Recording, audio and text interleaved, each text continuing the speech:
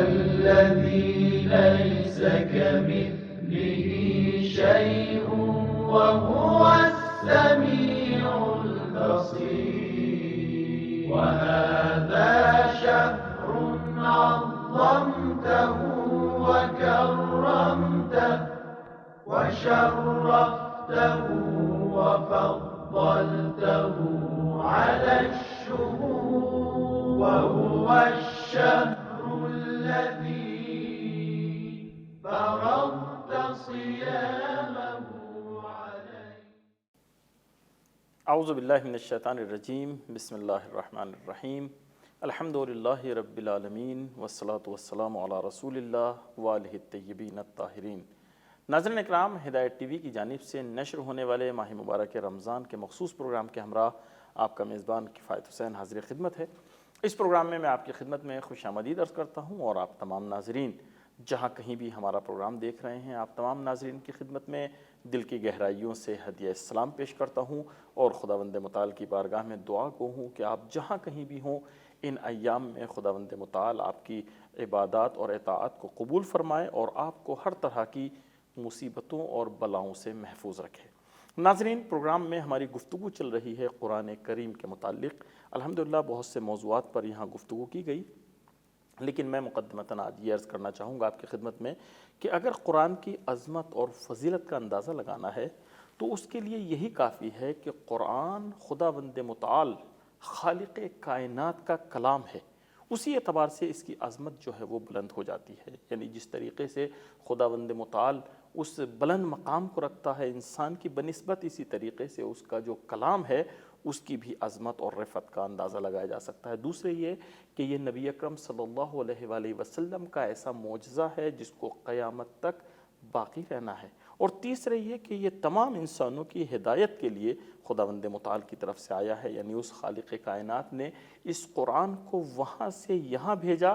تاکہ یہاں والوں کو وہاں جانے کا راستہ بتا سکے. ناظرین، کتنی عظمت ہے قرآن کریم کی. اور ماہ مبارک رمضان چونکہ بہار قرآن ہے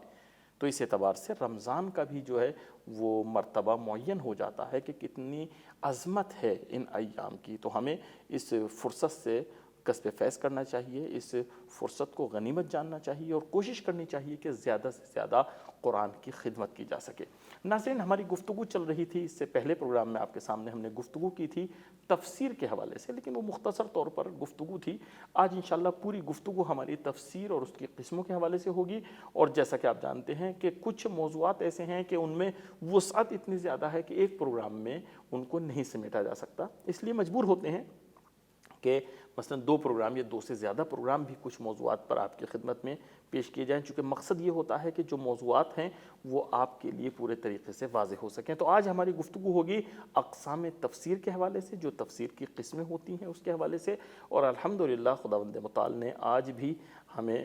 میزبانی کی سعادت بخشی ہے جناب مولانا سید کاظم تقوی صاحب قبلہ کی. تو آپ ہمارے ساتھ رہیں، اپنے مہمان سے ملاقات کرتے ہیں، اس کے بعد باقاعدہ اپنے پروگرام کا آغاز کرتے ہیں. قبلہ السلام علیکم. وعلیکم السلام ورحمۃ اللہ. قبلہ بہت شکر گزار ہیں، آپ نے ایک مرتبہ پھر ہماری دعوت کو قبول فرمایا. پروگرام میں آپ کو خوش آمدید عرض کرتے ہیں.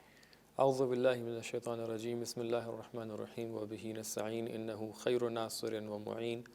وصلی اللہ علی سیدنا محمد وآلہ الطیبین الطاہرین. میں بھی محترم ناظرین کی خدمت میں ہدیہ سلام اور آپ کی خدمت میں بھی بہت بہت شکر گزار ہوں کہ آپ نے یہ موقع فراہم کیا کہ ایک مرتبہ پھر قرآن کی خدمت میں حاضر ہو سکیں. قبلہ، جیسا کہ میں نے عرض کیا، انشاءاللہ آج ہم جو تفسیر کی قسمیں ہوتی ہیں اس کے حوالے سے انشاءاللہ آپ سے جو ہے مستفیض ہوں گے. لیکن ابتداً چونکہ اس سے پہلے اشارتاً آپ نے کچھ مطالب بیان کیے تھے، لیکن آج تفصیل سے انشاءاللہ ہم آپ سے کسب فیض کریں گے. لیکن آپ سے یہ جاننا چاہیں گے کہ جو تفسیر ہے اس سے مراد کیا ہے؟ تفصیل سے آپ اس کو بیان فرمائیں. بسم اللہ الرحمن الرحیم. تفسیر کا موضوع جو ہے اس کے حوالے سے کچھ اشارات پہلے ہوئے کہ تفسیر کا مطلب کیا ہوتا ہے، تعویل کیا ہوتی ہے، اس کے حوالے سے کچھ اشارات ہو چکے ہیں. لیکن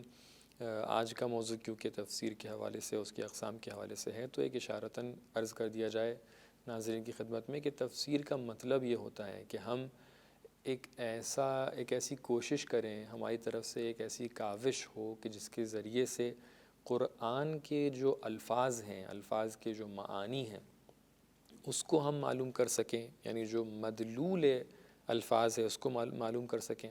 اور ساتھ ہی ساتھ ہم اللہ تعالیٰ کے اصلی مقصد کو،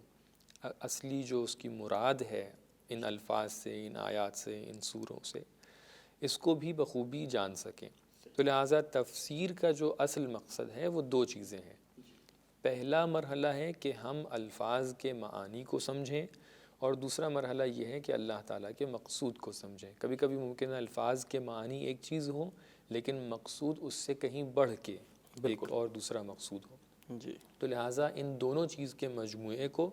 اس کے حوالے سے جو کوشش کرتا ہے ایک شخص، جو کاوش کرتا ہے ایک شخص، اس کو بولتے ہیں تفسیر۔ جی بالکل قبلہ، آج جو ہم دیکھتے ہیں تو ایک پورا علم ہے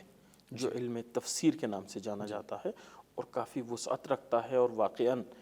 آج جیسے کہ کہا جاتا ہے کہ علم کی ترقی کا زمانہ ہے، تو خود اس علم نے بھی اور دوسرے علوم دینی نے بھی بہت ترقی کی ہے۔ خاص طور پر قرآن، علوم قرآنی اور تفسیر کے حوالے سے بہت زیادہ کام کیا گیا ہے۔ لیکن ہم آپ سے جاننا چاہیں گے کہ اس کا آغاز جو ہے، اگر ہم تاریخی اعتبار سے دیکھیں تو یعنی کس طرف پلٹتا ہے، کہاں سے اس کا آغاز ہوتا ہے؟ دیکھیے، خود جو متن ہے، خود جو قرآن کا ٹیکسٹ ہے، اگر ہم اس کی جانب دیکھیں اور اس کی کیفیت کی جانب دیکھیں، اور جس طریقے سے قرآن کا نزول ہوا ہے اگر ہم اس کی جانب دیکھیں، تو خود اس کتاب کا تقاضا یہ ہے کہ اس کی تفسیر بھی موجود ہو۔ اگر آپ غور فرمائیں اس چیز کے اوپر کہ قرآن ایک اس کے دو نزول ہیں، جیسا کہ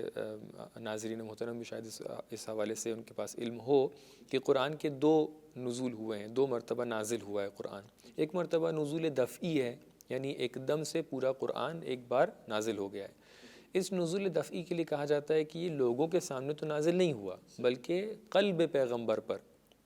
یا چار اور قول ہیں کہ کہاں کہاں پہ نزول دفعی ہوا ہے، اس میں ابھی تفصیل میں نہیں جاتے ہیں۔ لیکن جو لوگوں کے سامنے قرآن آیا ہے، یہ دفعی طور پہ نہیں آیا ہے، یعنی یہ امیڈیٹلی نہیں آیا ہے، بلکہ یہ کیسے آیا ہے؟ گریجول طریقے سے آیا ہے۔ 23 سال کی مدت میں دھیرے دھیرے ایک ایک آیت کر کے آیا ہے۔ وہ ظاہر ہے ایک معقول طریقہ بھی یہی تھا، معقول طریقہ بھی یہی تھا کہ اگر ایک ساتھ پورے قرآن کا علم یا پورا قرآن سامنے آ جاتا، لوگوں کے اندر وہ یعنی وسعت نہیں پائی جاتی تھی کہ ایک دم سے اگر ہم پورے ایک سیمسٹر کا، ایک سال کا ایک سلیبس ایک دم سے کسی کو پکڑا دیں، یہ تو پوری زندگی کا ہے، یہ پوری زندگی کا ہے، بالکل۔ تو لہٰذا دھیرے دھیرے قرآن نازل ہوا۔ اور دوسرا جو اس کے اندر پوائنٹ تھا قرآن کے نازل ہونے میں،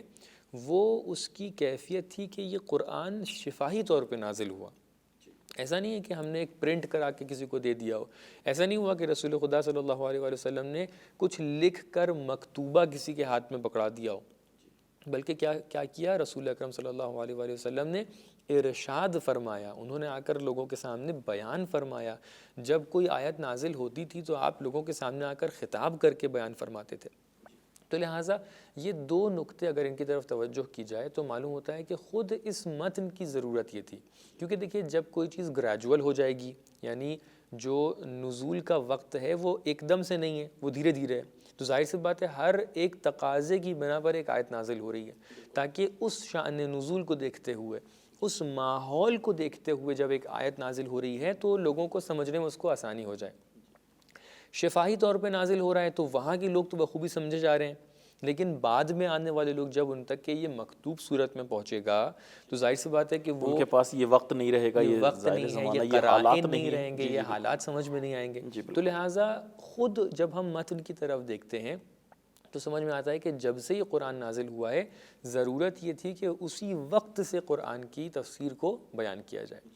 اور یہی ہوا کہ رسول اکرم صلی اللہ علیہ وآلہ وسلم اور حضرت امیر کائنات علی ابن ابی طالب علیہ السلام، یہ دو شخصیتیں، دو حضرات ان حضرات میں سے ہیں کہ جنہوں نے سب سے پہلے تفسیر قرآن کے علم کو لوگوں کے سامنے رکھا اور تفسیر قرآن کو بیان فرمایا، کیونکہ خود پیغمبر کی ذمہ داریوں میں سے ایک ذمہ داری کیا تھی کہ آپ یعلمہ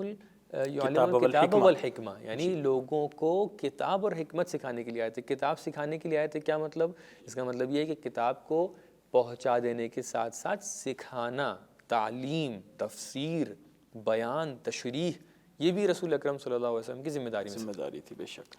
آپ کے ساتھ ساتھ اور آپ کے بعد دونوں مرحلے میں امام علی علیہ السلام نے ہر جگہ پر جہاں پر بھی ضرورت محسوس ہوئی، مولا کائنات نے تفسیر قرآن کو بیان فرمایا اور آیات کے معانی کو سکھایا لوگوں کو. اور اس کے بعد یعنی یہ تو وہ مرحلہ ہے کہ جو ہم کہہ سکتے ہیں کہ جو خود قرآن کے نازل ہونے کا زمانہ ہے, عصر نزول ہے, یہ اس زمانے کی بات ہو رہی ہے. لیکن عصر نزول کے بعد بھی اگر ہم دیکھیں, جب اصحاب کا دور آ گیا ہے, جب تابعین کا دور آ گیا ہے, تو اس زمانے میں بھی تفسیر جو ہے اپنے اوج کے اوپر تھی. یعنی ہم دیکھنا چاہیں تو اصحاب کے درمیان بہت بڑی بڑی شخصیات ہم لوگ کو ملتی ہیں کہ جو تفسیر قرآن کے اندر تفسیر کو بیان کرتے تھے. لوگ ان کو تفسیر کے لیے باقاعدہ ایک ریسورس مانتے تھے, پہچانتے تھے. ابن عباس کی شخصیت, ابن عباس ہو گئے, مثال ابن مسعود ہو گئے, یا مثال کے طور پہ ان کے بعد تابعین میں دیکھیں تو اکرمہ ہیں, یا دوسرے کئی ایسے ہیں کہ جنہوں نے آ کر تفسیر کے لیے اپنی پوری زندگی باقاعدہ وقف کر دی. اور ظاہر سی بات ہے کہ انہوں نے تفسیر کو جو سیکھا ہے, اب میں بہت صحابہ اور اصحاب کے موضوع میں انٹر نہیں کرنا چاہ رہا ہوں, لیکن ظاہر سی بات ہے کہ جس صحابی کا جتنا اعتبار تھا اس کی تفسیر بھی اس اعتبار سے سامنے آئی. لوگوں نے اس حساب سے اس کو مقبول جانا اور لوگوں نے اس طرف ان کی طرف رجوع کیا. مثال کے طور پہ ابن عباس ہو گئے, انہوں نے بار بار اس چیز کا اعلان کیا کہ میں نے اپنی تفسیر کے علم کو حضرت علی علیہ السلام سے سیکھا ہے. تو لہٰذا لوگوں نے اس اعتبار سے, کیونکہ یہ اہل بیت علیہ السلام سے جا کر سیکھ رہے ہیں, بلا واسطہ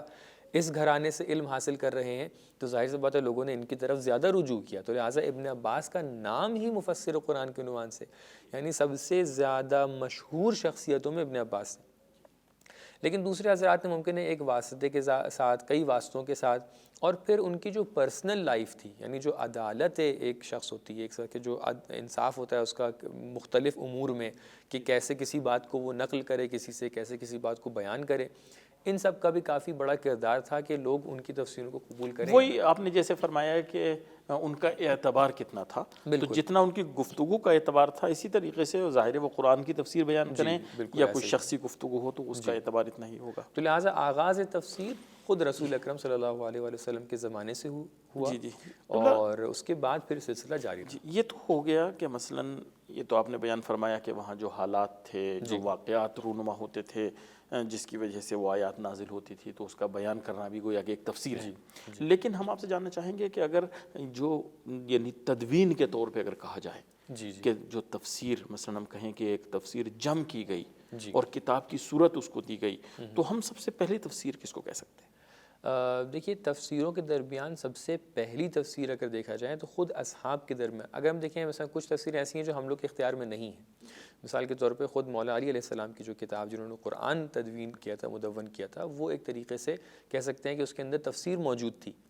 لیکن وہ ہمارے اختیار میں اس وقت یہ وہی ہے جس کو صحیفہ علوی بھی کہا جاتا ہے. صحیفہ علوی کہتے ہیں, یا حضرت فاطمہ الزہرا سلام اللہ علیہا نے بھی اپنی جو کتاب صحیفہ فاطمیہ جو نام سے اس نام سے مشہور ہے, اس کو آپ نے مدون کیا. اس کے اندر بہت سی ایسی باتیں لکھی جو نزول قرآن کے حوالے سے آپ نے جم فرمائی تھی. ایک بہت اہم نقطہ آپ یہاں پہ بیان کر گئے, چونکہ یعنی لوگ اس طرح کی باتیں منسوخ کرتے ہیں کہ ان کے یہاں ایک قرآن ہے جو 40 پاروں کا ہے, معاذ اللہ, یعنی شیعوں کی طرف یہ تہمت لگائی جاتی ہے. تو یہ شاید وہی صحیفہ علوی ہے جس کے لیے لوگ بہت ساری تہمتیں لگائی جاتی ہیں شیعہ مذہب کے اوپر. اس میں سے ایک تہمت یہ بھی ہے بقول آپ کے کہ جو کہتے ہیں کہ یہ جو قرآن تھا کہ جو ابھی تک کے سامنے نہیں آ پایا یا مولا علی علیہ السلام نے اپنے پاس واپس رکھ لیا, یہ ایک نیا قرآن تھا. اور کئی سورے بھی شاید منتسب کر دیے ہیں اس طریقے سے. لیکن جتنے بھی لوگ اس وقت اس پروگرام کو دیکھ رہے ہیں ان سب کو ہم دعوت دیتے ہیں کہ وہ کسی بھی شیعہ ملک کے اندر, کسی بھی شیعہ گھرانے کے اندر جا کر قرآن کو کھول کر دیکھیں,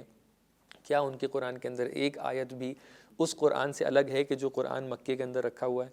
تو وہ آ کر بخوبی اس چیز کو دیکھ سکتے ہیں کہ ایسی کوئی بات نہیں ہے, بلکہ جو صحیفے, جو صحف ائمہ طاہرین علیہ السلام کی طرف سے منقول ہیں, چاہے وہ ہمارے اختیار میں ہوں چاہے اختیار میں نہ ہوں. مثال کے طور پہ صحیفہ سجادیہ ہمارے اختیار میں ہے, یا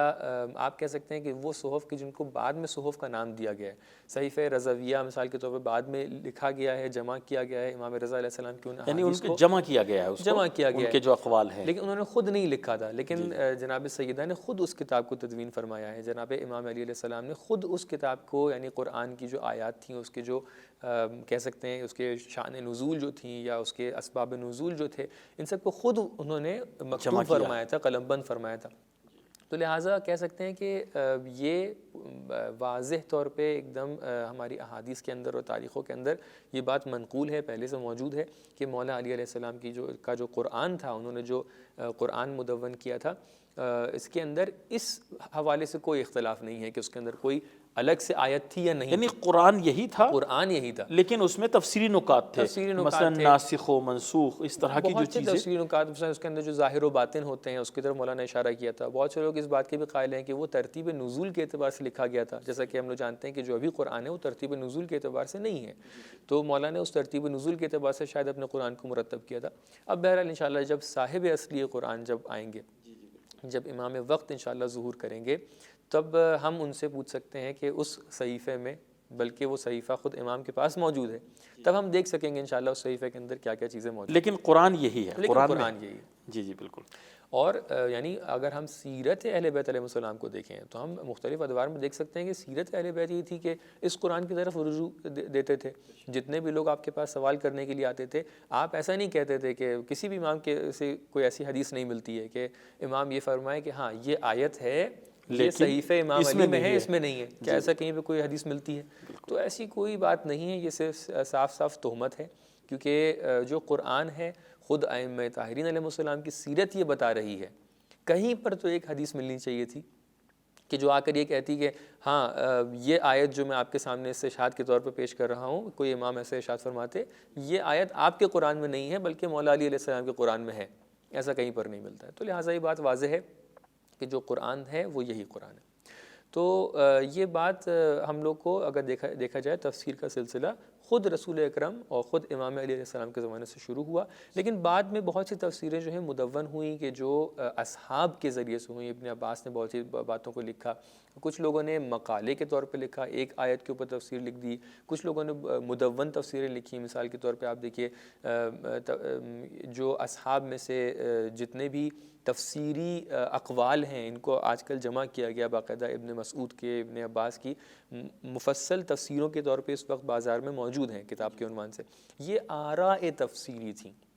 یعنی تفسیری حوالے سے انہوں نے جتنی باتیں بیان کی تھیں ان کو جمع کر کے ایک تفسیر کی صورت میں اس وقت پیش کیا گیا ہے۔ تو آپ کہہ سکتے ہیں سب سے پہلی جو تفسیریں تھیں وہ یہی تفسیریں تھیں۔ صحیح، بالکل۔ اچھا قبلہ، آپ نے گزشتہ پروگرام میں اگرچہ تفسیر کی ضرورت کے حوالے سے مختصر طور پر کچھ اشارہ فرمایا تھا، لیکن آپ سے ہم یہاں یعنی جاننا چاہیں گے، چونکہ ہمارا موضوع ہی یہ ہے کہ اس کی ضرورت کے حوالے سے آپ مزید کچھ روشن ڈالیں۔ جی، میں نے تھوڑا بہت اشارہ کیا اس چیز کی طرف کہ خود قرآن کا متن اقتضا رکھتا ہے کہ ہم اس کی تفسیر کریں، کیونکہ یہ ایک شفاہی طور پہ نازل ہوا ہے۔ تو سب سے پہلی دلیل یا سب سے پہلی ضرورت آپ کہہ لیں کہ جو قرآن کے لیے تفسیر کی ضرورت ہے وہ یہ ہے کہ قرآن کا متن ایک شفاہی طور پہ یعنی ایک اورل طریقے سے لوگوں تک کے پہنچائے، لیکن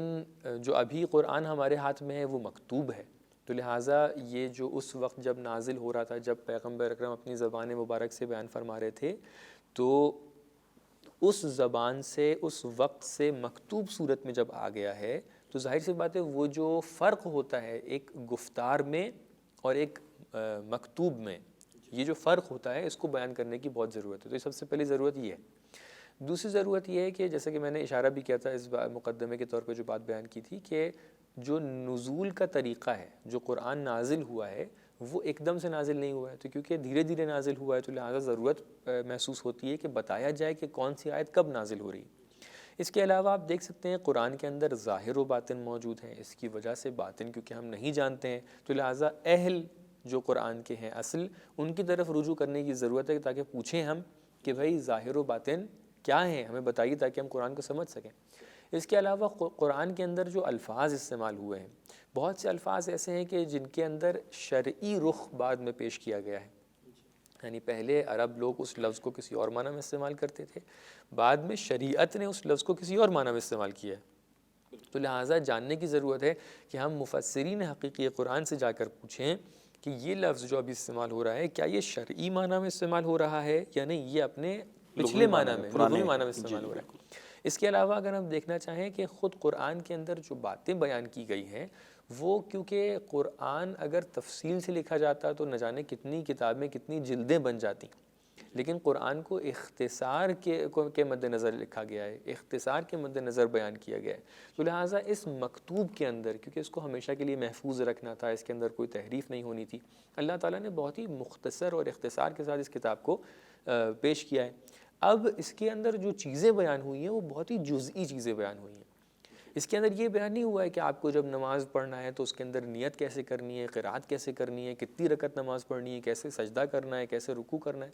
نہیں، اس کے اندر صرف اتنا بیان ہو گیا ہے کہ آپ کو نماز پڑھنی ہے. صحیح. آپ کتنی بار نماز پڑھنی ہے رسول اکرم صلی اللہ علیہ وسلم بیان فرمائیں گے. کتنی رکعت نماز پڑھنی ہے وہ آپ بیان فرمائیں گے. کیسے نماز پڑھنی ہے وہ معصومین بیان فرمائیں گے. تو لہٰذا کیونکہ جزئیات بیان ہوئی ہیں، ان کی کلیات آپ کہہ سکتے ہیں، کیونکہ کلیات بیان ہوئی ہیں یعنی اجمالی طور پہ بیان ہوا ہے قرآن، ان کی جو جزئیات ہیں، ان کی جو تفصیلات ہیں، ان کے جو ایکسپلینیشنز ہیں، یہ سب معصومین علیہ السلام کی طرف سے ہم لوگ تک کے پہنچنے کی ضرورت ہے. صحیح، بالکل. قبلہ بہت موضوع وسیع ہے اور آپ سے انشاءاللہ ہماری گفتگو کا سلسلہ جاری رہے گا، لیکن اجازت دیجیے کہ مختصر سا وقفہ لیتے ہیں، اس کے بعد حاضر ہوتے ہیں. ناظرین، بڑی اہم گفتگو چل رہی ہے ہماری تفسیر کے اقسام کے حوالے سے. کتنی قسمیں ہو سکتی ہیں تفسیر کی، اور آپ دیکھ رہے ہیں ہمارے مہمان کتنے عمدہ طریقے سے اس موضوع پر روشنی ڈال رہے ہیں. گفتگو کا سلسلہ اسی طرح جاری رہے گا، لیکن ملتے ہیں مختصر سے وقفے کے بعد.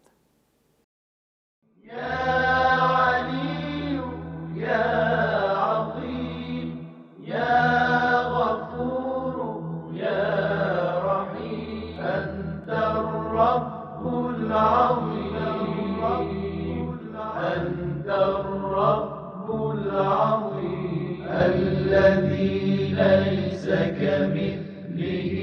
شيء وهو السميع البصير وهذا شهر عظمته وكرمته وشرفته وفضلته على الشهور وهو الشهر الذي فرضت صيامه عليه وهو شهر رمضان الذي أنزلت فيه القرآن هدى للناس وبينات من الهدى والفرقان وجعلت فيه ليلة القدر وجعلتها خيرا من 1000 شهر فيا ذا المن ولا يمن عليهن علي بفكاك رقبتي من النار فيمن تمن علي وأدخلني الجنة وأدخلني الجنة برحمتك يا أرحم الراحمين. ناظرین اکرام، وقفے کے بعد پروگرام میں آپ کا خیر مقدم ہے. ہماری گفتگو چل رہی ہے تفسیر کی قسموں کے حوالے سے، تو ہمارے ساتھ رہیں، اپنے پروگرام کو آگے بڑھاتے ہیں. جی قبلہ، گفتگو چل رہی تھی ہماری تفسیر کے حوالے سے، بہت اچھی طرح آپ نے بیان فرمایا، لیکن آپ سے جاننا چاہیں گے کہ اگر تفسیر کی جائے، یا مثلاً تفسیر جو ہمارے پاس اس وقت موجود ہیں، تو ان کی مثلاً شناسائی کے لیے، ان کو جاننے کے لیے، یعنی کتنے طریقہ کار ہیں یا کتنے اسلوب ہیں تفسیر کے، مختصر طور پر آپ اس پر روشن ڈالیں. جی دیکھیے، تفسیر کرنے کے 2 طریقے عام طور سے رائج ہیں. البتہ ایک تیسرا طریقہ بھی ہو سکتا ہے کہ جو ان 2 طریقوں کا ملا ہوا طریقہ ہے. جی، سب سے پہلا طریقہ جو بہت ہی رائج طریقہ تھا، وہ طریقہ یہ ہے کہ ترتیب کے اعتبار سے قرآن کی تفسیر کی جائے. یعنی مثال کے طور پہ فرض کیجئے کوئی انسان آئے تفسیر قرآن کرنے کے لیے، سب سے پہلے سورہ حمد کو انتخاب کرے، اس کی تفسیر بیان کرے، ایک ایک کر کے ایک آیت بیان کرے، پھر سورہ بقرہ پہ جائے، پھر سورہ آل عمران، اور اسی طریقے سے قرآن کے آخر تک کے تفسیر کو بیان کر دیں. یہ اس کو بولتے ہیں تفسیر ترتیبی. تفسیر ترتیبی خوب ہمارے معاشرے میں یا ہمارے سماج میں ہم دیکھیں گے بہت سی تفسیریں موجود ہیں، مطلب جن کے ترجمے موجود ہیں جو ایران سے یا عراق سے لکھی گئی ہیں. تو اس کے اندر جو بہت ہی رائج تفسیر نمونہ ہے، اس کا ترجمہ ہم لوگ عام طور سے دیکھتے ہیں، تفسیر المیزان آپ کہہ سکتے ہیں، خود تفسیر المیزان بھی اس طریقے سے ہے کہ جو مکمل طور پہ دیکھیں قرآن کے شروع سے شروع ہوئی ہے اور آخر تک کے ترتیب سے اس کی تفسیر بیان کی گئی۔ صحیح۔ دوسری روش جو ہے وہ یہ ہے کہ تفسیر موضوعی بیان کی جائے، یعنی قرآن کا ایک موضوع ہم انتخاب کر لیں یا کلاً تعلیمات اسلامی میں سے ایک موضوع کو منتخب کر لیں اور پھر اس محور پر جتنی بھی آیات قرآن کے اندر آئی ہیں ان سب کی تفسیر، ان سب کو جمع کر دیں، ایک ہی جگہ پر بیان کر کے اس کو بیان کر دیں۔ مثال کے طور پہ کوئی انسان جمع کرے کہ بھئی توحید کے اوپر کتنی آیت آئی ہیں، تو اب ہم یہ نہیں دیکھیں گے کہ پہلے کون سی آیت آئی ہے بعد میں کون سی آیت آئی، جتنی بھی آیات آئی ہیں مکمل ان کو جمع کر کے ایک جگہ پہ رکھیں گے اور پھر ہم قرآن کے اندر سے اس مفہوم کو بیان کریں گے۔ فی الواقع یہ ہے کہ یعنی صرف آیات کی تفسیر بھی کرنی پڑے گی؟ جی آیت کی تفسیر ہوگی لیکن موضوع کے محور پہ ہوگی۔ یعنی ہم مثال کے طور پہ کئی موضوع آپ مثال کے طور پہ مد نظر رکھ سکتے ہیں۔ فرض کیجئے کوئی یہ کہے کہ قرآن کے اندر ارث کے حوالے سے کون سی باتیں موجود ہیں، تو جتنی بھی اس کی آیات موجود ہیں ان سب کو ایک جگہ پہ جمع کیا جائے گا اور اس کی تفسیر میں سمجھتا ہوں کہ جزئی طور پہ اور چند موضوعات پہ تو شاید کام ہوا ہو، لیکن اگر کہیں کہ پورے قرآن کے موضوعات کو جمع کر کے تمام آیات کو، تو شاید وہ کام ابھی تک کہ مجھے لگتا ہے کوئی بھی تفسیر اس کام مثلا ایسا تو نظر آتا ہے، مثلا توحید فی القرآن، جی تو توحید فی القرآن یعنی توحید سے مربوط جتنی بھی ہو سکتی ہیں، یا مثلا ولایت در قرآن، تو اس طرح کے۔ لیکن اگر تمام موضوعات تو اتنا یعنی لا رتب ولا یابس الا فی کتاب مبین، جی اتنا وسیع ہے کہ اس کے موضوعات کو آپ محدود نہیں کر سکتے ہیں۔ تو ظاہر سی بات ہے، ایک تو پہلی بات یہ ہوتی ہے کہ ہم کلی اور جو جنرل موضوعات ہوتے ہیں ان کو دیکھتے ہیں، تو جو جنرل موضوعات ہوتے ہیں ان کی طرف عام طور سے مفسرین کی نگاہ اور ان کی فکر جاتی ہے اور وہ انجام دیتے ہیں، تفسیر لکھتے ہیں، لیکن اس کے بعد اس کے اندر جزئی موضوعات آتے چلے جاتے ہیں۔ آپ فرض کیجئے کسی نے کہا کہ بھئی ازدواجی زندگی کے حوالے سے قرآن کیا کہتا ہے، تو اس کے اوپر ایک مفسر نے آ کے لکھ دیا، پھر آپ اس کے اندر اور جائیں گے طلاق کے اعتبار سے کیا کہتا ہے قرآن، اس سے مربوط جتنے مسائل ہوں گے سب پہ گفتگو کرنی پڑے گی۔ یعنی کہنا چاہ رہا ہوں کہ اس کے اندر بہت سے جزئی موضوعات ہیں کہ جو دھیرے دھیرے کر کے اور کھلتے جا رہے ہیں، جتنا جتنا زمانہ ترقی کر رہا ہے، جتنی جتنی ضرورتیں انسان کی ترقی کر رہی ہیں، اتنے زیادہ سوالات بڑھ رہے ہیں، اور جب قرآن سے سوال بڑھتے ہیں تو ظاہر سی بات ہے اس کے اندر سے جو اس کے جوابات ہیں وہ ہمیشہ موجود ہیں قرآن کے اندر، تو لہٰذا موضوعات بڑھتے چلے جاتے ہیں۔ تو یہ دو رائج کہہ سکتے ہیں اسلوب ہیں یا روش طریقہ کار ہیں کہ جو تفسیر قرآن کے اندر انتخاب کیے جاتے ہیں، یا ترتیبی ہے یا موضوعی ہے۔ مجھے لگتا ہے آج کے زمانے میں جو زیادہ فرض کی جو انسان مسلمان نہیں ہے، مسلمان ہو رہا ہے، یا جو غیر مسلم قرآن سے آشنائیت رکھنا چاہتے ہیں، وہ زیادہ مجھے لگتا ہے تفسیر موضوعی سے اپنے آپ کو کنیکٹ کر پائیں گے، کیونکہ موضوعی کے اندر آپ کہنا چاہیں گے ہمیں دیکھنا ہے کہ اسلام کے اندر اس ٹاپک کے اوپر کیا گفتگو ہوتی ہے۔ صحیح۔ تو لہٰذا آرام سے وہ کیا کر سکتے ہیں، قرآن کے تفسیر موضوع کی طرف رجوع کر سکتے ہیں اور اس تفسیر موضوع کے اندر اس ٹاپک کو ڈھونڈ کے اس کے اوپر اپنی بات کو دیکھ سکتے ہیں۔ لیکن ظاہر سی بات ہے کہ ہر ٹاپک کے اوپر اتنی تفصیلی گفتگو شاید ہر جگہ پہ ان کو نہ مل پائے، دستیاب نہ ہو۔ تفسیر موضوعی جو بہت ہی رائج تفسیر ہے، اس کے اندر سے آپ دیکھ سکتے ہیں کہ ایک پیام قرآن کے نام سے ایک پورا مجموعہ ہے۔ اس کے علاوہ آیت اللہ جعفر سبحانی کا ایک مجموعہ ہے مفاہیم قرآن کے عنوان سے، کہ اس کے اندر ایک موضوع ٹاپک وائز پورا انہوں نے آ کر تفسیر کو بیان کیا ہے۔ موسٹ ریسنٹ جو اس وقت کافی ایران کے اندر مشہور ہے، پورے دنیا میں میرے خیال میں مشہور ہے، وہ آیت اللہ جوادی عامری صاحب کی جو تفسیر موضوعی ہے، تفسیر تسنیم۔ تفسیر تسنیم تو ترتیبی ہے، جی۔ ایک تفسیر موضوعی ہے، اس کا نام ہی یہی ہے، تفسیر موضوعی قرآن اس کا نام ہے۔ تو اس کے اندر موضوع بموضوع انہوں نے آ کر جو ہیں جتنے بھی مطالب قرآن کے وہ بیان کیے ہیں۔ تو لہٰذا یہ کچھ بہت ہی رائج کے کتب ہیں۔ ان کے علاوہ ہم دیکھیں حتیٰ بر صغیر کے اندر بھی بہت سی کتب ایسی موجود ہیں کہ جو کسی خاص موضوع کے اوپر لکھی گئی ہیں۔ ہمیں محسوس ہوتا ہے کہ بر صغیر میں یعنی جو سب کانٹیننٹ کے جتنے بھی علماء گزرے ہیں، انہوں نے زیادہ خاص سوروں کی طرف توجہ کر کے تفسیر کو لکھا ہے۔ پورے قرآن کی تفسیر کو لکھنے کے لیے بہت ہی کم ایسی تفسیریں نظر آتی ہیں کہ جو پورے قرآن کی تفسیر کو کسی نے لکھا ہو۔ جی اچھا قبلہ، ابھی آپ نے ایک اشارہ بھی کیا، میں آپ سے یہ سوال کروں، زمانے کے حوالے سے آپ نے اشارہ کیا، تو اگر یعنی ایسا بھی ہے کہ تفسیر کا تعلق ایک خاص زمانے سے ہو، یعنی ہر زمانے میں جو ہے الگ اس زمانے کی ضرورت کے مطابق، چونکہ قرآن تو ہمیں قیامت تک کے لیے ہدایت ہے ہمارے، تو ہر زمانے میں ایک خاص تفسیر ہو جو اس زمانے کی ضرورت کے مطابق ہو، ایسا بھی ہے یہ؟ اور اگر ایسا ہے، میں سوال یہ بھی کر دوں دوسرا حصہ بھی، تو پھر ہمارے تو بس آج کے زمانے کی جو تفسیریں وہ ہمارے لیے مفید ہیں، جو گزشتہ زمانے کی تفاسیر ہیں شاید ان کی ہمیں ضرورت نہ ہو۔ دیکھیے اس سلسلے سے ہم لوگ کو میں پہلے تو اشارہ کر دینا چاہوں گا، دیکھیے ایک ٹاپک ہے اس کو بولتے ہیں ہیرمیونیٹکس۔ یہ جو ٹیسٹیمنٹس ہیں، جو مسیحیوں کے جو اولڈ ٹیسٹیمنٹ اور نیو ٹیسٹیمنٹ ہے، اس کی جو تفسیر لکھی جاتی تھی اس کے علم کو بولتے ہیں ہیرمیونیٹکس۔ انشاءاللہ کبھی وقت ہوا تو اس کے اوپر تفصیل سے بات کو بیان کریں گے، لیکن جو آپ نے سوال کیا وہ اس سے بہت زیادہ ریلیٹڈ ہے۔ لیکن میں آپ کے سوال کا ڈائریکٹلی جواب دینا چاہوں گا اس وقت بغیر کسی تمہید کے، وہ یہ ہے کہ ہمیں دیکھنا پڑے گا قرآن، اور قرآن جو جس چیز کی کتاب ہے وہ اسلام کی کتاب ہے۔ اسلامی تعلیمات، کیا تمام تعلیمات اس کے اندر ہم ایک تجدد دیکھ سکتے ہیں؟ تجدد کو اگر ہم اور آسان الفاظ میں بیان کرنا چاہیں، کیا ہم اس کے اندر دن بدن انوویشن دیکھ سکتے ہیں، دن بدن تبدیلی دیکھ سکتے ہیں؟ تو اس کا جواب ہے نہیں۔ ہمارے پاس دو طریقے کے قوانین ہیں۔ کچھ قوانین ہیں کہ جو کبھی تبدیل ہوتے ہی نہیں، بنیادی جو اصول ہیں، جو اصول ہیں، صحیح، اور کچھ قوانین ہیں کہ جو روز بروز تبدیل ہوتے ہیں، وہ فرعی ہیں، وہ فرعی ہیں۔ تو لہٰذا ہمیں یہ دیکھنا پڑے گا کہ ہم قرآن سے کس چیز کو اس وقت لینا چاہ رہے ہیں، یعنی جب تفسیر کی طرف ہم دیکھنا چاہ رہے ہیں تو کیا یہ تفسیر ہمارے بنیادی اور وہ تبدیل نہ ہونے والے امور کی طرف تفسیر ہو رہی ہے، یا ان چیزوں کی تفسیر کو بیان کیا جا رہا ہے جو روز بروز تبدیل ہو رہی ہیں؟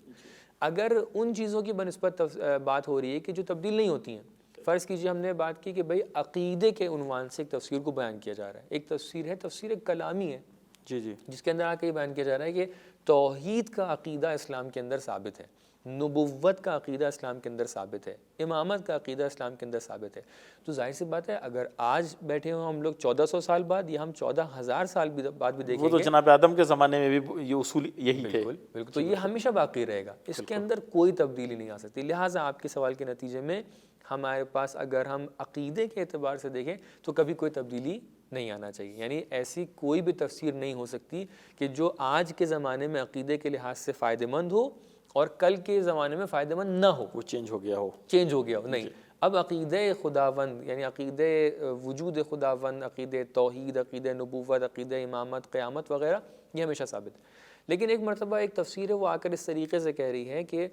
بھئی آج کے زمانے میں جو چیزیں تبدیل ہو سکتی ہیں، فرض کیجیے قرآن نے آ کر اجازت دی ہے کہ آپ اس حد تک کہ مثلا قرآن آ کر ایک کلی قاعدہ بیان کر رہا ہے کہ اللہ تعالیٰ نے جو ہے ربا کو حرام کر دیا ہے، لیکن اس نے بیع کو جائز قرار دیا ہے، یعنی ربا آپ کے اوپر سود لینا، جو انٹرسٹ لینا ہے وہ حرام ہے، لیکن آپ کے لیے جو اصل معاملہ ہے، جو اصل صحیح طریقے سے جو کام انجام دیا ہے، پروفٹ آپ کو مل رہا ہے، جو پروفٹ ملتا ہے وہ انسان کے لیے جائز ہے۔ انٹرسٹ لینا حرام ہے، پروفٹ لینا جائز ہے۔ تو یہ ایک قاعدہ ہے۔ فرض کیجئے آج کے زمانے میں ہم کہہ رہے ہیں کہ ٹھیک ہے، بینکس کے اندر جب ہم پیسے رکھواتے ہیں تو وہ بینکس ایک دم صحیح ہیں، اس کے اندر پیسے رکھوا کے ہم انٹرسٹ لے سکتے ہیں، پروفٹ لے سکتے ہیں۔ یا مثال کے طور پہ فرض کیجئے آج کے زمانے میں وہ جو بینک ہے XYZ، جو بینک کی طرف اشارہ کرنا چاہیں، وہ جو بینک ہے وہ کیا کر رہا ہے، ہمیں سود دیتا ہے۔ کیونکہ قرآن نے سود حرام کیا ہے تو لہٰذا میں اپنی تفسیر میں آگے لکھ دوں کہ فلاں بینک سے اگر آپ کوئی بھی پروفٹ حاصل کرتے ہیں تو یہ بینک کا پروفٹ کیا ہے، حرام نہیں ہے۔ تو آپ یہ بتائیے کیا 100 سال کے بعد بھی کیفیت یہی رہے گی؟ کوئی گارنٹی نہیں ہے۔ تو لہٰذا جس جگہ کے اوپر قرآن نے آ کر ایک کلی قانون بیان کیا ہے، ایک جنرل قاعدہ بیان کیا ہے، اور اس کا ایک جزئی مصداق ہم آ کر اپنی تفسیر میں لکھے دے رہے ہیں، تو یہاں پر مصداق تو چینج ہو سکتا ہے لیکن قاعدہ چینج نہیں ہوگا۔ تو مصداق کے حوالے سے جو تفسیر ہوگی وہ ایک زمانے کے لیے ہو سکتی ہے، ایک زمانے میں آ کے تبدیل ہو سکتی ہے۔ تو لہٰذا آپ کا سوال کا جواب یہ دو بخش میں، یہ دو سیکشنز میں بالکل، یعنی جو بنیادی چیزیں ہیں وہ ہمیشہ باقی رہیں گی، اور جو مصداق کے حوالے سے کہ جو بنیادی چیزوں سے بھی خالی اصول ہی مراد نہیں ہے، بلکہ بہت سے جو ثابت قوانین ہیں، مثلا نماز کا وجوب ہمیشہ 1400 سال پہلے بھی واجب تھی اور آج بھی واجب ہے۔ بالکل، یا حتیٰ آپ دیکھیں نیچرل قانون کی طرف اگر کسی جگہ پر قرآن نے اشارہ کیا ہو، مثال کے طور پر قرآن نے یہ کہا ہے کہ فرض کیجئے سورج طلوع کرتا ہے، سورج اس کیفیت میں طلوع کرتا ہے، ایک مثال کے طور پہ، یعنی جو نیچرل قانون ہے، مثال کے طور پہ انسان کی طبیعت اور انسان کے نیچر کے حوالے سے اگر کوئی بات بیان ہوئی ہے قرآن کے اندر، تو یہ سب وہ قانون ہیں کہ جن کے اندر تبدیلی عام طور سے نہیں آتی ہے۔ اگر سورج آ کر فرض کیجئے گرمی پہنچا رہا ہے تو وہ ٹھنڈک نہیں پہنچاتا ہے۔ دیکھیے خود قرآن اگر کوئی چیز بیان کر رہا ہے تو اس میں تو تبدیلی نہیں آئے گی یقیناً، لیکن اگر اس کی تفسیر اس اعتبار سے کی جا رہی ہے ہو سکتا ہے اس میں تبدیلی آ جائے، کیونکہ علمی جو قوانین ہیں ان میں ہو سکتا ہے کسی طرح جو کی تبدیلی۔ مصداق ہے، مصداق کے اندر تبدیلی آ سکتی ہے، جی جی، لیکن وہ قرآن کی تبدیلی نہیں ہے، قرآن پھر کی تبدیلی وہ نہیں ہے۔ مفسر کی سمجھ کی اور اس کے جو وہ بیان کر رہا ہے اس کی تبدیلی۔ بہت شکریہ، جزاک اللہ۔ قبلہ ایک اور اہم سوال آپ سے جاننا چاہیں گے، اگر کوئی انسان مثلا تفسیر کرنا چاہتا ہے جی، تو اس کے علم تفسیر کے یا خود تفسیر کے جو ریسورسز ہیں، جو منابع ہیں، وہ کون کون سے ہیں، اس پہ بھی روشنی ڈالیں۔ جی، تفسیر کے جو منابع ہیں، جیسا کہ میرا خیال ہے کچھ دن پہلے بھی اس کی طرف اشارہ ہوا تھا کہ ایک مفسر کے لیے کون کون سے علم کی ضرورت ہوتی ہے، کون کون سے علم جاننے کے بعد ایک شخص تفسیر کرنے کے لیے بیٹھ سکتا ہے۔ کچھ تو عمومی علوم تھے کہ جن کی طرف اشارہ ہو گیا، لیکن اب آ کر اگر ہم ایک دم تفصیل سے اس مسئلے کو دیکھنا چاہیں، اس مطلب کو دیکھنا چاہیں، تو اس اعتبار سے تفسیر کی دو قسمیں کی جاتی ہیں۔ یا تو تفسیر روائی محض کہلاتی ہے، یا تفسیر اجتہادی کہلاتی ہے۔ کلی طور پہ ہم کہہ سکتے ہیں کہ یہ دو قسمیں ہیں تفسیر کی۔ تفسیر روائی کا مطلب یہ ہوتا ہے کہ ہم قرآن کے اندر اپنی نظر کو وہاں پر بیان نہیں کرتے ہیں۔ البتہ جو لوگ تفسیر روائی کرتے ہیں، میں ان کی نظر اس وقت بیان کر رہا ہوں، لیکن اس کے اوپر ممکن ہے کوئی عالم آ کر، کوئی شخص آ کر اعتراض بھی کر بیٹھے۔ یعنی وہ خالی کیا کرتے ہیں کہ آیات کے ذیل میں جو روایات منقول ہیں، جو روایات آئی ہیں اہل بیت علیہم السلام سے، پیغمبر اکرم صلی اللہ علیہ وآلہ وسلم سے، ان روایات کو خالی بیان کر دیتے ہیں۔ مثال کے طور پہ فرض کیجئے کہ بسم اللہ کی تفسیر کرنے کے لیے جا رہے ہیں، آ کر یہ مفسر ڈھونڈتے ہیں کہ بسم اللہ کی تفسیر کے لیے کتنی روایت موجود ہیں، ان تمام روایت کو آ کر یہاں پر بیان کر دیتے ہیں۔ لیکن تفسیر اجتہادی جو ہے، اس کے اندر صرف روایات کو بیان نہیں کیا جاتا ہے، بلکہ اس کے اندر اپنے جو فکر ہے، یا آپ کہہ سکتے ہیں ایک جو آپ کی رائے ہے، رائے ہم شاید استعمال نہ بھی کریں، نتیجہ کہہ سکتے ہیں کہ رائے بھی، نتیجہ بالکل صحیح لفظ ہے کہ ہم اپنا نتیجہ یا اپنا جو پرسیپشن ہے ان تمام چیزوں کو رکھنے کے بعد، جہاں پر آیت بھی ممکن ہے ہو، جہاں پر روایت بھی ممکن ہے ہو،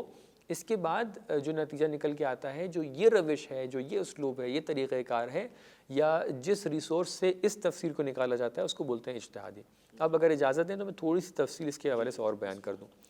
تفسیر روائی جو ہے، اس کے اندر تھوڑی سی پرابلم آ جاتی ہے انسان کے لیے۔ جب مفسر آ کے تفسیر کر رہا ہوتا ہے، سب سے بڑی پرابلم یہ آتی ہے کہ قرآن کے اندر جتنی بھی آیات ہیں، تمام آیات کے لیے تفسیر میں روایات موجود نہیں ہیں۔ یعنی ایک مرتبہ ایک انسان چاہ رہا ہے کہ پورے قرآن کی تفسیر کرے، اب ہم کہہ رہے ہیں کہ نہیں، ہم صرف تفسیر روائی کرنا چاہتے ہیں، یعنی اس کے اندر صرف روایات کو بیان کرنا چاہتے ہیں، صرف اہل بیت علیہ السلام اور پیغمبر اکرم صلی اللہ علیہ وآلہ وسلم کی روایت کو بیان کر کے اپنے کام کو ختم کر دینا چاہتے ہیں۔ لیکن مشکل یہاں پر ہے کہ تمام آیات کے ذیل میں روایت موجود نہیں ہے، کیونکہ خود اہل بیت علیہ السلام اس چیز کو محسوس کر رہے تھے کہ کچھ آیات اتنی زیادہ واضح ہیں کہ وہاں پر ضرورت نہیں کچھ بیان کیا جائے، یا شاید بیان کی گئی ہوں ہم تک نہیں پہنچی، زمانے کے یہ بھی جو پاسبل، حالات ایسے بنے ہوں کہ ہم تک نہ پہنچے۔ بالکل۔ دوسرا اسپیکٹ جو ہے وہ یہ ہے کہ تفسیر روائی کے اندر جو روایات نقل کی جاتی ہیں، کیونکہ ہماری روایات کے اندر بعض جعلی روایات بھی آ گئی ہیں، یعنی جو روایات خود معصومین نے بیان نہیں فرمائی ہیں، لیکن ہماری کتب روائی کے اندر وہ روایات موجود ہو گئی، آ کر کسی نے آ کر اس کو جھوٹ کے طور پہ لکھ دیا ہے، تو اب کبھی کبھی اس کو ڈھونڈنا سخت ہو جاتا ہے کہ بھئی کون سی روایت صحیح ہے، کون سی روایت غلط ہے۔ تو یہاں پر آ کر مفسر پھنس جاتا ہے کہ ہم تفسیر روائی کرنا چاہ رہے ہیں، لیکن ہم دیکھ رہے ہیں کہ اس کے اندر کچھ جعلی روایت بھی ہیں کہ جن کو ہم یہاں بیان نہیں کر سکتے۔ تیسرا مرحلہ یہ ہے کہ جب ایک مفسر یہ چاہتا ہے کہ ہم آ کر صرف روایات کو بیان کریں اور اس کے اندر جو ہے کوئی بھی اپنا استنباط، کوئی بھی اپنا نتیجہ، کوئی بھی اپنا کنکلوژن نہ دیں، تو یہاں پر ایک پرابلم یہ آتی ہے کہ روایات کے درمیان کئی آپ دیکھ رہے ہیں کافی روایت ہیں کہ آپ اس میں کچھ آپ جعلی سمجھ رہے ہیں، کچھ اس کو صحیح سمجھ رہے ہیں، یہ جو اپنا آپ مبنا بنا رہے ہیں، کہ کون سی روایت کو لا کے رکھا جائے، کون سی روایت کو لا کے نہ رکھا جائے، یہ بالآخر آپ کی رائے ہے یا نہیں ہے، یہ آپ کا استنباط ہے یا نہیں ہے، یہ آپ کا کنکلوژن ہے یا نہیں ہے. تو لہٰذا محسوس ایسا ہوتا ہے کہ جو لوگ آ کر یہ کہتے ہیں کہ نہیں ہم صرف روایت پہ اکتفا کریں، انہوں نے بھی اس قانون پہ عمل نہیں کیا ہے. اس کا مطلب انہوں نے آ کر ایک جگہ پر تو عمل کر لیا ہے کہ ہم اپنی رائے لکھیں گے نہیں آ کر، لیکن کون سی روایت کو لا کے رکھیں گے، کون سی روایت لا کر نہیں رکھیں گے، اس میں آ کر انہوں نے بھی اختیار کیا ہے، انہوں نے بھی اپنا انتخاب اور اختیار کا مظاہرہ کیا ہے کہ ہم یہ روایت رکھیں گے، یہ روایت نہیں رکھیں گے. ہو سکتا ہے جو روایت آپ نہیں رکھ رہے ہیں اس کے اندر ایک پوائنٹ ہے کہ جو سامنے والا سمجھنا چاہ رہا ہے، آپ اس تک کے نہیں پہنچا رہے ہیں. کبھی یا وہ شاید اس کو پورے طریقے سے اس آیت کو واضح کرنا یعنی کرنے میں زیادہ مددگار ثابت ہو سکتی ہے روایت، لیکن آپ نہیں رکھ رہے ہیں. تو لہٰذا کبھی کبھی کیا ہوتا ہے کہ ایک مرتبہ حق کو بتانا ہی صحیح کام ہوتا ہے، ایک مرتبہ حق کو چھپانا یعنی آپ کو بیان نہ کرنا اور چھپا دینا ہو سکتا ہے وہ بھی غلط کام کنسیڈر کیا جائے. تو یعنی کبھی کبھی انسان غلط کام کرتا ہے، یعنی ایک جھوٹ بول رہا ہے انسان، ایک مرتبہ نہیں سچ کو چھپائے لے رہا ہے، یہ بھی جھوٹ، تو یہ بھی جھوٹ ایک طریقے کا. تو لہٰذا محسوس ایسا ہوتا ہے کہ تفسیر روائی اگر کوئی کرنا چاہے تو مکمل طریقے سے سامنے والے تک کے پوری بات کو نہیں پہنچا سکتا ہے. تو لہٰذا مجبور ہو جاتے ہیں کہ ہم تفسیر اجتہادی کی طرف جائیں. تفسیر اجتہادی میں کیا ہوتا ہے؟ تفسیر اجتہادی جیسے کہ میں نے اشارہ کیا، تفسیر اجتہادی کے اندر ہم روایات سے بھی سہارا لیتے ہیں، کیونکہ تفسیر اجتہادی کی بھی کئی قسمیں بیان کی جاتی ہیں. ایک تفسیر اجتہادی ہوتی ہے قرآن بقرآن. جو تفسیر روائی تھی اس کی میں اگر مثال پیش کرنا چاہوں جو بہت ہی رائج تفاسیر ہیں، اس میں تفسیر علی بن ابراہیم قمی ہے، تفسیر عیاشی ہے، یا تفسیر در المنصور ہے، یا جو ہم لوگ کی تفسیروں میں سے ہے اس میں تفسیر نور الثقلین. یہ وہ تفسیریں ہیں کہ جس کے اندر صرف روایت کو بیان کیا گیا. لیکن تفسیر اجتہادی میں نے جیسے عرض کیا کہ کچھ قسمیں بن جاتی ہیں. سب سے پہلی قسم ہے تفسیر اجتہادی میں قرآن بقرآن، یعنی قرآن کی تفسیر کو خود قرآن میں سے جا کر ڈھونڈیں، یعنی ایسی آیات کو لایا جائے کہ جو اس کے مطلب کو واضح کر رہی ہوں. بالکل. یعنی جیسا کہ کئی روایات کے اندر بھی اس طریقے سے بیان فرمایا ہے مولا امیر علیہ السلام نے بھی، اور دیگر معصومین علیہ السلام سے بھی روایت منقول ہیں کہ قرآن کی صفت یہ ہے کہ قرآن کی بعض آیات دوسری بعض آیات کی تفسیر کرتی ہیں. القرآن یفسر بعضہ بعضا، یا دوسری روایت میں اس طریقے سے آیا ہے کہ القرآن ینطق بعضہ بعضا. ایک اور روایت میں آیا ہے کہ یشہد بعضہ بعضا. تو لہٰذا اس سے معلوم یہ ہوتا ہے کہ قرآن کی بعض روایات دوسری بعض روایات کو تفسیر کر سکتی ہیں، واضح کر سکتی ہیں. جی بالکل. اور ہم قرآن کے بارے میں کیا کہتے ہیں کہ قرآن تبیانا لکل شیء، کہ قرآن کیا ہے؟ ہر چیز کے لیے تشریح ہے، تبیان ہے. جب ایک چیز تمام چیزوں کے لیے تبیان ہے تو کیا اپنے آپ کے لیے تبیان نہیں ہوگی؟ یقیناً ہے. تو لہٰذا اجتہادی میں سب سے پہلی قسم کیا آتی ہے کہ قرآن کے ذریعے سے قرآن کی تفسیر کی جائے. یعنی اگر کہیں پر ہم دیکھ رہے ہیں کہ اللہ تعالیٰ کہہ رہا ہے کہ صراط الذین انعمت علیہم، کہ اللہ تعالیٰ ہمیں اس راستے پر لا کے رکھ دے کہ جن لوگوں پر تو نے نعمت نازل کی ہے، یعنی ان لوگوں کا راستہ ہمارے لیے مہیا کر دے کہ جن کے اوپر تو نے نعمت نازل کی ہے. تو آ کر ہم اسی قرآن میں جا کر ڈھونڈیں کہ وہ لوگ کون ہیں کہ جن کے اوپر نعمت نازل کی گئی ہے. جب ہم پورے قرآن کا مطالعہ کریں، جا کر آیات کو دیکھیں، تو ہمیں معلوم ہوتا ہے کہ ہاں دوسری آیات میں آ کر اللہ تعالیٰ نے اس طریقے سے بھی کہا ہے کہ وہ لوگ کون ہیں؟ وہ لوگ جو ہیں نبیین ہیں، شہداء ہیں، صدیقین ہیں، کہ جن کے اوپر اللہ تعالیٰ نے آ کر نعمت نازل کی ہے. تو جیسا کہ آپ نے ناظرین نے غور فرمایا کہ دیکھیے ایک آیت کہاں پر بیان ہوئی ہے؟ سورہ حمد میں بیان ہوئی ہے. ایک آیت کسی اور سورہ میں بیان ہوئی ہے، لیکن اس آیت کو وہ آیت آ کر کیا کر رہی ہے؟ تفسیر کر رہی ہے، بیان کر رہی ہے. اس جو یہ اسلوب ہے، یہ طریقہ کار ہے تفسیر کا، یا یہ جو ریسورس تفسیر کا، اس کو تفسیر اجتہادی قرآن بقرآن کہتے ہیں، کہ جس کا رائج نمونہ ہم کہہ سکتے ہیں کہ تفسیر المیزان ہے، یا اس سے پہلے تفسیر اہل سنت حضرات میں سے تفسیر المنار اس کی رائج تفسیر ہے. البتہ تفسیر المیزان جو ہے وہ اس کے اندر انہوں نے آ کر روایات بھی بہت مفصل طریقے سے بیان کی ہیں، لیکن ایک اصول کے طور پر انہوں نے کہا ہے کہ پہلے ہم آ کر دیکھتے ہیں، علامہ طباطبائی نے یہ روش انتخاب کی ہے کہ پہلے ہم دیکھتے ہیں کہ کیا اس آیت کے لیے خود قرآن کے اندر کوئی آیت ہے کہ جو تفسیر کر دے. اگر نہیں ہے تب روایات کی طرف جاتے ہیں. البتہ یہ ایک روش ہے، خود علامہ نے دوسری جگہ پر حتیٰ روائی تفسیر کو بھی لکھا ہے.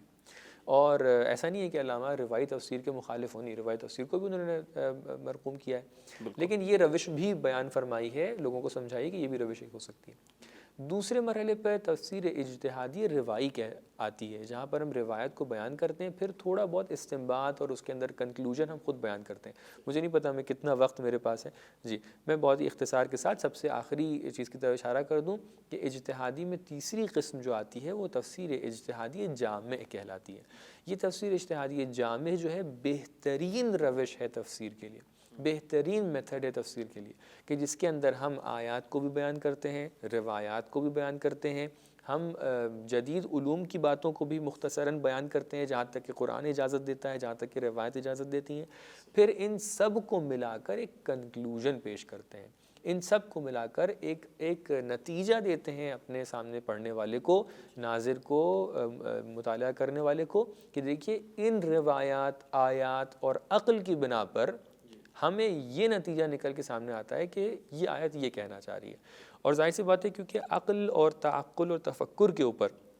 خود قرآن نے اتنی تاکید کی ہے کہ ہم اس تفسیر کو اسی لیے اتنا زیادہ اہمیت دیتے ہیں، اہم مانتے ہیں، کیونکہ قرآن نے اتنا تاکید کیا ہے کہ آپ آ کر تفکر کریں، تعقل کریں، سوچیں قرآن کے بارے میں، تدبر کریں قرآن کے بارے میں۔ تو لہٰذا سمجھ میں آتا ہے کہ بہترین جو تفسیر کا طریقہ کار ہے، بہترین تفسیر کا جو میتھڈ ہے اور بہترین ریسورس جو ہے وہ یہ ہے کہ ہم آ کے تفسیر کو نہ صرف قرآن سے، نہ صرف روایات سے، نہ صرف عقل سے، بلکہ ان سب کے مجموعے کو ملا کر اس سے تفسیر کو نکالیں، اس کو بولتے ہیں تفسیر اجتہادی جامع۔ بہت شکریہ اختر اللہ، جزاک اللہ، بہت اہم نکات تھے، آپ کے شکر گزار ہیں، آپ سے یہیں پر اجازت چاہتے ہیں۔ فی امان اللہ، خدا حافظ۔ ناظرین، بڑی اہم گفتگو تھی ہمارے مہمان کی کہ جو قسمیں ہوتی ہیں اور اس کے ذیل میں دوسرے موضوعات بھی ہمارے مہمان نے یہاں پر بیان فرمائے، اور آپ متوجہ ہوئے کہ ایک مفسر جو ہے وہ کتنی زحمتیں برداشت کرتا ہے جب وہ ایک تفسیر لکھتا ہے۔ اگر واقعاً کوئی ایسی کتاب ہو جس کو تفسیر کہا جائے، کتنے علوم کا ماہر ہونا اس کے لیے ضروری ہے اور کن چیزوں کی رعایت اس کے لیے ضروری ہے۔ یہ میں اس لیے عرض کرنا چاہتا ہوں کہ ہمیں قدر کرنی چاہیے ان چیزوں کی جو تفاسیر ہمارے سامنے موجود ہیں۔ ہم سب کی ذمہ داری یہ نہیں ہے، نہ ہم اس مرحلے میں ہیں کہ ہم جا کے تفسیر لکھیں، چونکہ ہمارا حق نہیں بنتا، ہم اس منزل پر نہیں ہیں، لیکن جن مفسرین نے زحمت اٹھائی ہے اور جنہوں نے تفسیر لکھی ہے، کم سے کم ان کی تفاسیر کا ہمیں مطالعہ کرنا چاہیے تاکہ صحیح طریقے سے ہم سمجھ سکیں کہ خداوند متعال ہم سے کیا چاہتا ہے۔ ناظرین، بہت شکر گزار ہیں، آپ ہمارے ساتھ پروگرام میں رہے، آپ سے یہیں پر اجازت چاہتے ہیں، اپنا خیال رکھیے گا، ہمیں دعا میں یاد رکھیے گا۔ خدا حافظ، فی امان اللہ۔